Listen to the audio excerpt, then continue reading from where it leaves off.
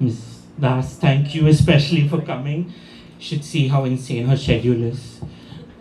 She's shooting an excellent film right now, which you all should watch when it's released. Yeah. Nobody asked me to say that. I'm saying that of my own free volition. Just say. So,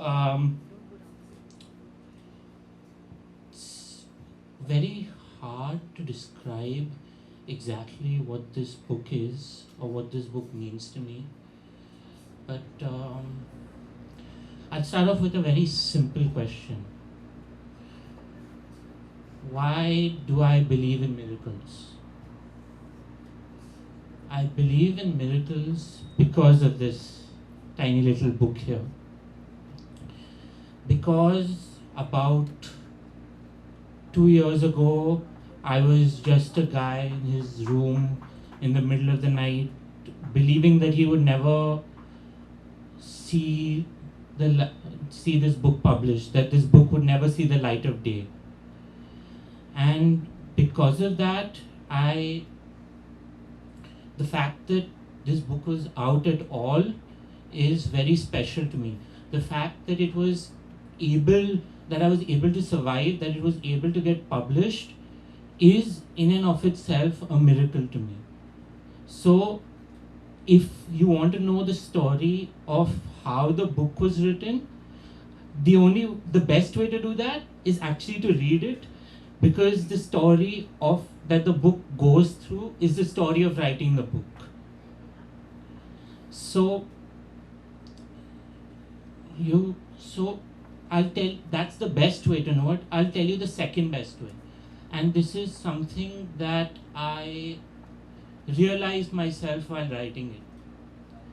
Is that because mental illness a lot of the time is like being trapped in a glass cage. And because you're trapped in that cage, you can see everything happening around you, but you cannot ever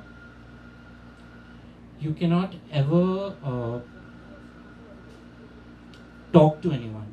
No one will be able to hear you. You will just be talking through to that glass, and everybody will be walking by you. And one day you will turn and you look and you'll see that there is a treasure beyond that glass. There's a beautiful, beautiful treasure beyond that glass, but you cannot reach it. So you will start to crave it. You will cut yourself in longing. You will strip away every part of your bone in pain and agony until one day you will find that you cannot strip away anymore. Until you find that in that longing you have stripped away to your barest essentials. And then you will look around you one day, and all around you there will be treasure. And you will find that that window you were looking through into the world has now become a mirror. You have become the object of your longing. You have become what you longed for. And I think that is essentially what is art, the creation of art, that is the journey that I like to think I have portrayed in this book. And it's because I have felt so deeply, because I have cut away every single part of myself to write this book. I know that it is honest, it is true, and most of all, I think that it's accessible. The protagonist is genderless, nameless, faceless, completely first person. And it goes through the entire book that way, and the chapters change along with the emotions of the protagonist. So it's written in different genres, it's written in different style. It's to reflect the complete human experience that you go through: rage, pain, happiness, ecstasy.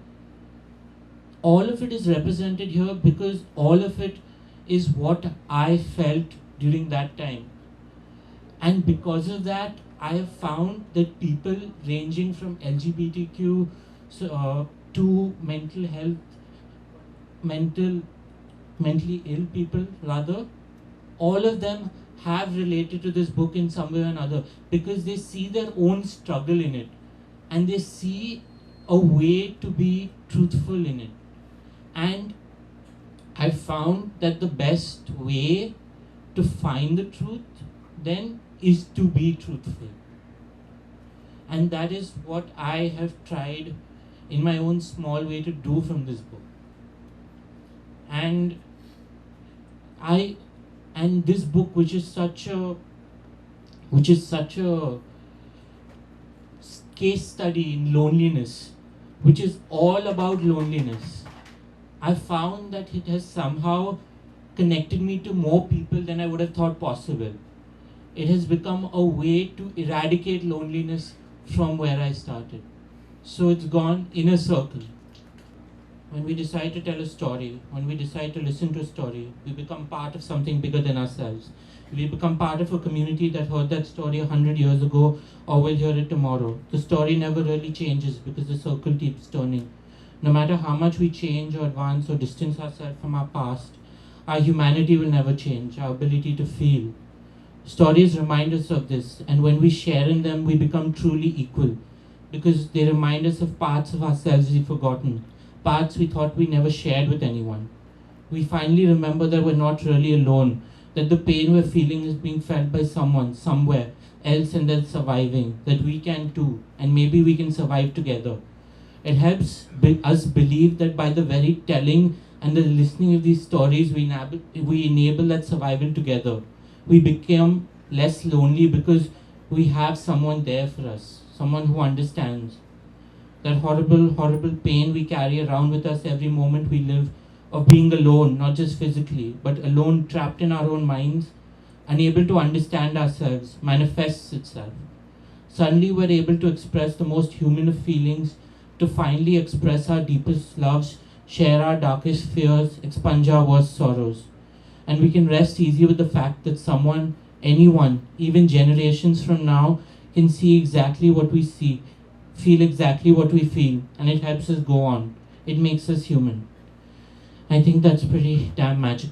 Firstly, I'm really happy being here, Varun, despite the fact that I had to leave a lot of work and wait the traffic. This is the first time I'm at a book launch where I haven't read the book. Usually, I never release a book if you don't read it. That's just unfair to do. But I'm doing it because of Varun, because of the faith that I have in Varun.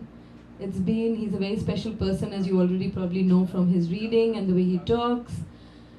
I think all of us are so caught up in our little worlds that seldom do we see connection between our lives and others, between the importance of compassion, the importance of being connected to your own emotion, the ability that he has to express, and to be comfortable with many different contradictions.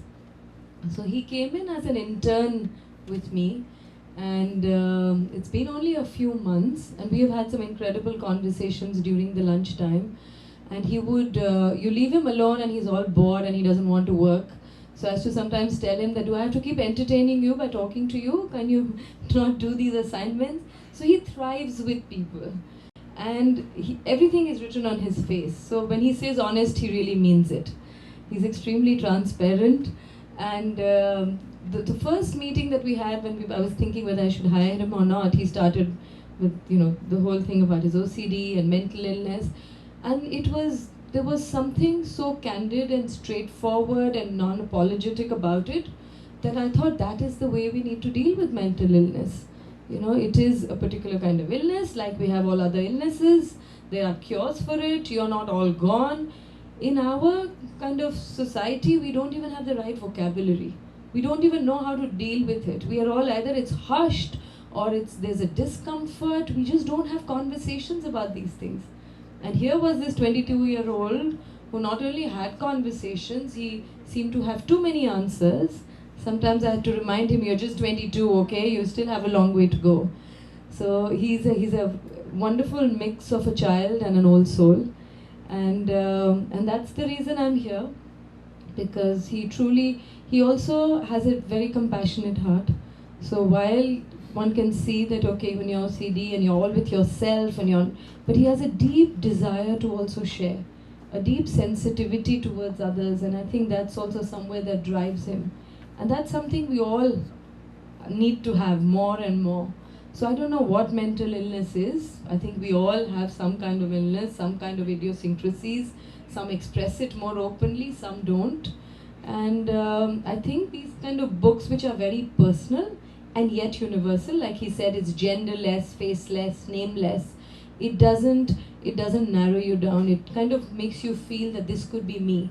I've just read parts of it which he had earlier sent to me as part of the synopsis, but just the idea is very powerful. And he's someone who's bringing strong thoughts and also finding poetry in it. Even the way he talks, I'm sure you find there is a, he's good with words, he's good with thoughts. So it's a wonderful journey, and all of us need each other. If somebody is doing anything magical, wonderful, different, new, I think we all need to help each other. And that's how I see it, that we always pay forward. You help me, I don't have to help you, I can help somebody else. And so that's how we just continue, and he's definitely part of that journey. His empathy, whether it's for the LGBT community, his thoughts on feminism. Very few young men are talking about feminism in the way Varun talks. It's very refreshing. And that's why I think I'm here, that's why you all are here. And congratulations, Varun. I'm sure you're going to write many more books, you're going to have many more journeys, and he's also part of our the film that I'm making, Manto team. He's sometimes has 1 foot in and 1 foot out, but I know he's going to be part of this journey, and it's wonderful to have you on it. Thank you.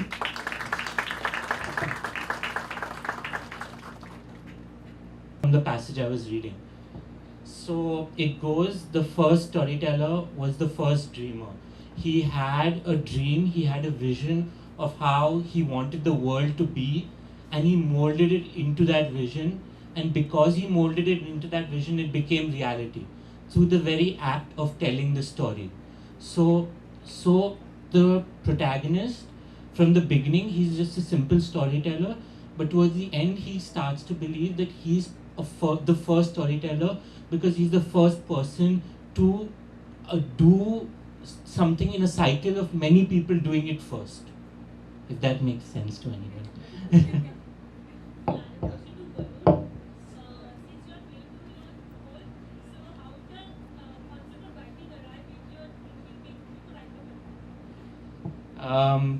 So writing isn't like a profession you choose. You don't wake up one day and say you become a writer. You are a writer or you're not. So the thing about writing was that it wasn't an act of simple just writing or doing it for art or whatever. I had to do it to survive. I had to do it because without it I would not be alive, literally. It was a way of expressing myself in a time where I could not express myself in any other way, in any other form to anybody else. And one thing about my illness is that I craved that. That was literally one of my symptoms. I craved validation and I couldn't get it because I couldn't communicate. So I had to write to break out of that circle. That was my only choice. Deep water, what do you call it? Really an achievement. So I started writing properly at 15. I wrote about 100 stories before I started my first book. Then I wrote a few more and I started my second. And this was over the span of from 15 to 21, I'm saying. And again, I wrote all of these books because I had to. Writing was a way of expressing things. Writing was an act of therapy, a way of putting all the thoughts that I had inside my head, all the noise inside my head, order it to create it, and then put it down in a way that made sense. It was a way of making sense of life. This is a fun question. So I think that the Indian writing scene is in a very unique position this way. I think all Indian art is in a very unique position at this point, because we essentially have two kinds of books that sell. One are the Booker Prize winners and the elite books, and the others are the ones that claim to appeal to the masses, but just pander to them, essentially. So I'm not going to name the authors. Everyone here knows them. Everyone who knows me knows my distaste for them. So then not. He said it, not me. He said it. So anyway, so I think what we need to do now is that we need to really start a middle kind of way, a middle literature, like I like to call it, a way in which we can talk about books that are gripping, enthralling, but also make you think. Don't pander to you. Don't treat you like you are a child who's just learning how to read. There, books are capable of that. There are good books, and we need to encourage that. For example, in this book, I have everything from Harry Potter references to Eastern postmodernism. But you don't need to know every. You don't. You'll get one or the other, and it doesn't take away your experience from reading of all of it. You'll get something.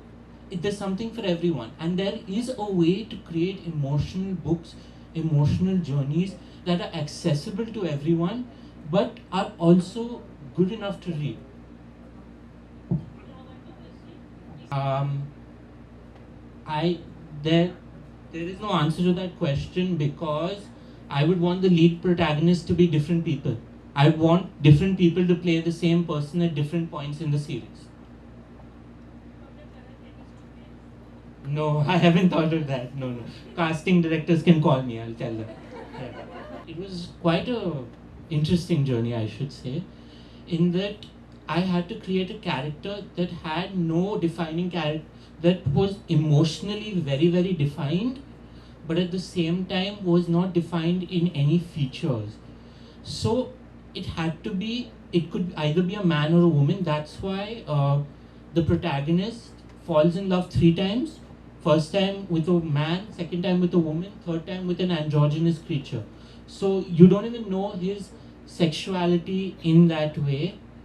Then so when he's interacting with other people, he is only insulted or abused.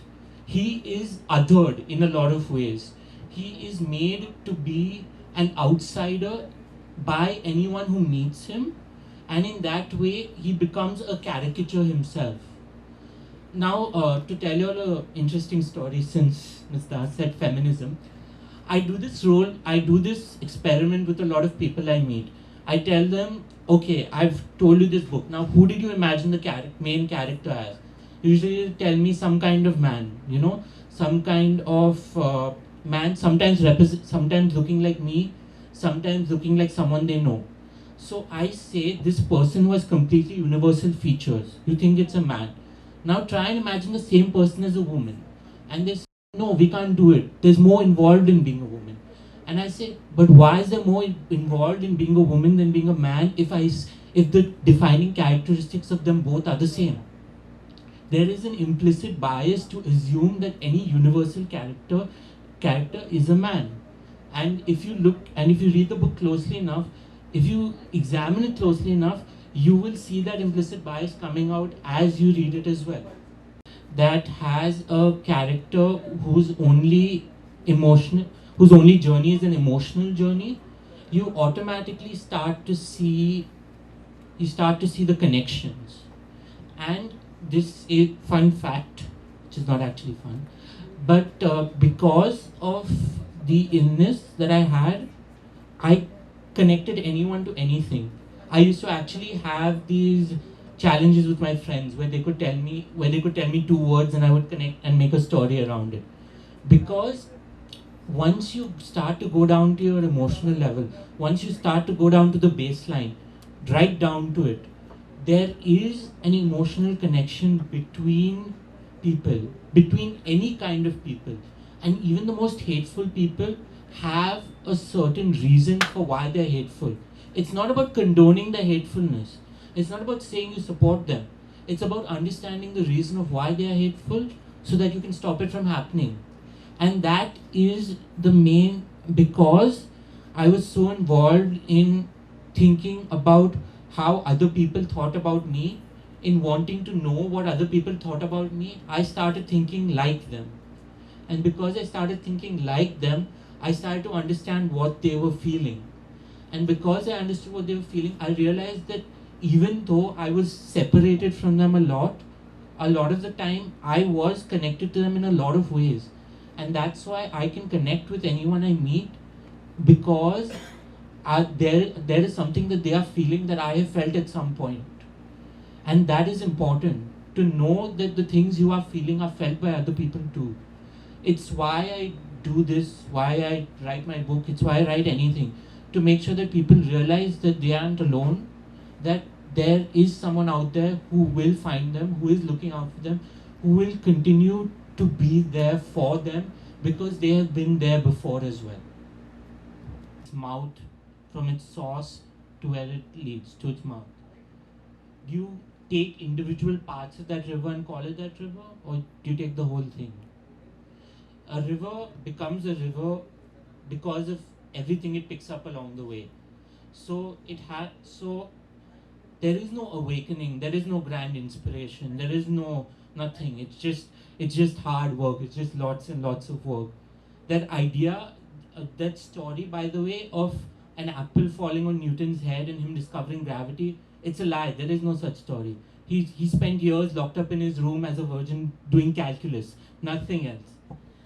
That is the truth. There is no grand awakening. There is no moments. It's about a series of many moments that come together. And if you want to see moments in pure form, you can find them in the book, because that entire journey, that journey of actually finding moments, is the story of this book, of little moments all composed throughout it.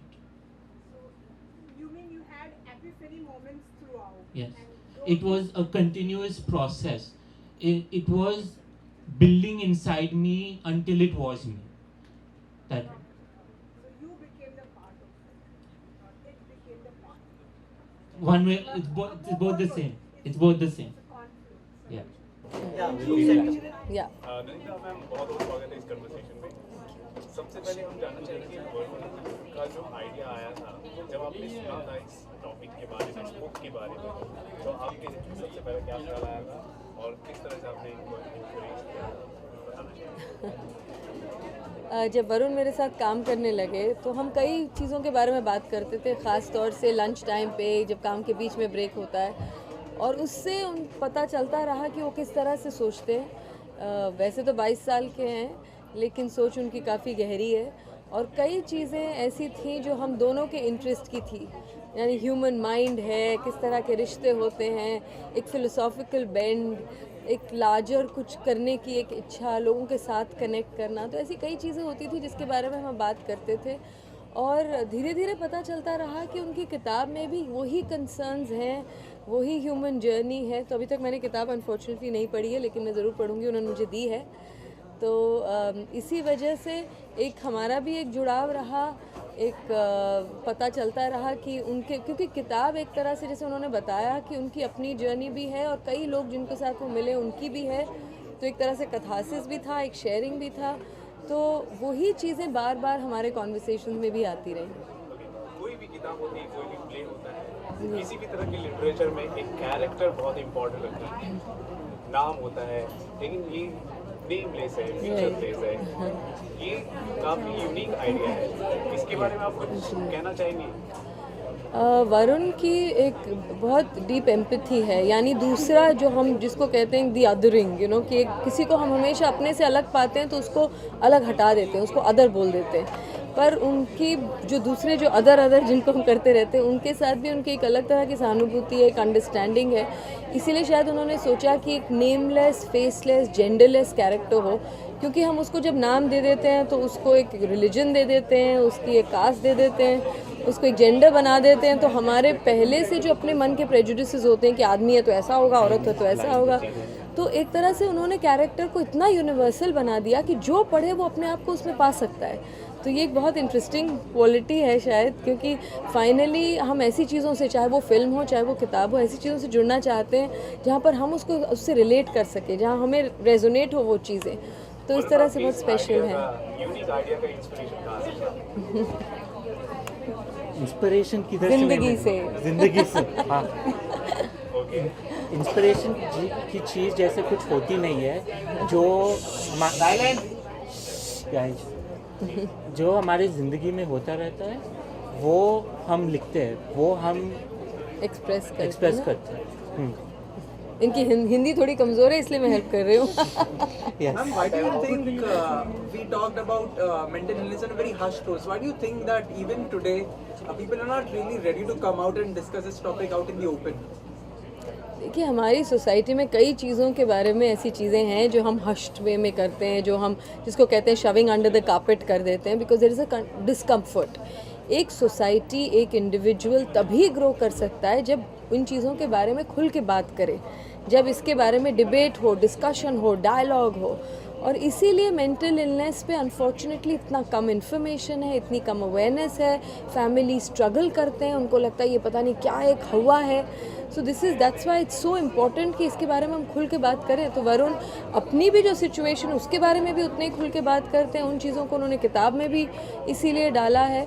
So I think these are small steps towards that kind of understanding, empathy, sharing. तो ये बहुत ज़रूरी है। But yeah in some of this traditional societies में जब हम सब कुछ दिखाना चाहते हैं कि सब ठीक ठाक है, हम इसके बारे में ना बात करें तो एज इफ वो गायब हो जाएगी चीज़। तो बात करने से ही इनफैक्ट चीज़ें ज़्यादा सामने आती हैं। मुझे सिक्रेटली बोला गया है कि जो आज इवेंट है उसके बारे में ही बात करें तो ज़्यादा मैं थोड़ा सा सिर्फ ये कहूँगी कि अभी मंटो फिल्म की बहुत ज़ोरों शोरों से तैयारी चल रही है। 15 मार्च से हम फ्लोर पे जा रहे हैं, इसलिए बहुत काम है। इसलिए मैं कह रही थी वरुण को कि मैं बहुत भाग दौड़ के सारा काम छोड़ के आई हूँ। It's a very big project for me, क्योंकि पीरियड फिल्म है, 1940s को फिर से रिक्रिएट करना है और ऐसे शहर में जहाँ इतना मॉडर्न क्लटर है। नवाजुद्दीन सिद्दीकी इसके लीड हैं, पर हमारे पास बहुत सारे, आई बीन वेरी फॉर्चुनेट कि बहुत जाने माने भी कलाकार इस फिल्म को सपोर्ट कर रहे हैं। छोटे छोटे रोल्स भी करने को तैयार है। ये सारे नाम आपको कुछ महीनों बाद आपके सामने आ जाएंगे and I hope you all watch the film. बहुत अच्छा फिल्म है। वन गो में फिल्म शूट करेंगे मैम आप? वन गो में या शेड्यूल्स में? नहीं, एक तरह से हम एक इंडिपेंडेंट फिल्म है, टिपिकल बॉलीवुड नाच गाने वाली फिल्म नहीं है। तो हमारा बजट तो बहुत टाइट है, इसलिए हम उसको 200 दिन नहीं खींच सकते हैं। बहुत ही कम समय में और एफिशिएंटली शूट करने की कोशिश रहेगी। आप लोगों की दुआएं चाहिए इसके।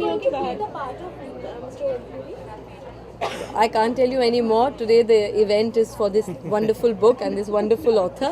So I don't want me or Manto to take away that attention. So thank you very much. Nandita ma'am, जानना चाहूँगी वैसे ये जो बुक है वो नेमलेस है, लेकिन क्या इसको बड़े पर्दे पर क्रिएट करना चाहेंगी अगर आपको मौका मिले तो? देखिए, मेरा ये मानना है कि जब हर मीडियम का अपना मज़ा है। जब किताब आई आप उसको एंजॉय करिए। किताब पढ़ने का एक अपना एक एक्सपीरियंस होता है। जैसे मैं मंटो की बात करें तो मंटो की कहानियाँ इतनी पावरफुल हैं, कई बार तो डर लगता है कि आप उसको कैसे पर्दे पे लाएंगे, क्योंकि जो चीज़ किताब में तो आप बिल्कुल दिमाग के अंदर जा सकते हैं ना। विजुअल मीडियम तो एक तरह से फिर भी सब कुछ आपको दिखाना पड़ता है, बताना पड़ता है। एंड जो मैंने सुना है इसके बारे में, ऐसा लगता है it's a very inner journey story. तो मुझे नहीं मालूम कि हर किताब ज़रूरी नहीं है कि आप उसको फिल्मा सकें, और फिल्माना ज़रूरी भी नहीं है। कुछ किताबें पन्नों पे रहें और हमारे दिमाग में और दिलों में उतरे, ये ज़्यादा ज़रूरी है। Thank you very much. This platform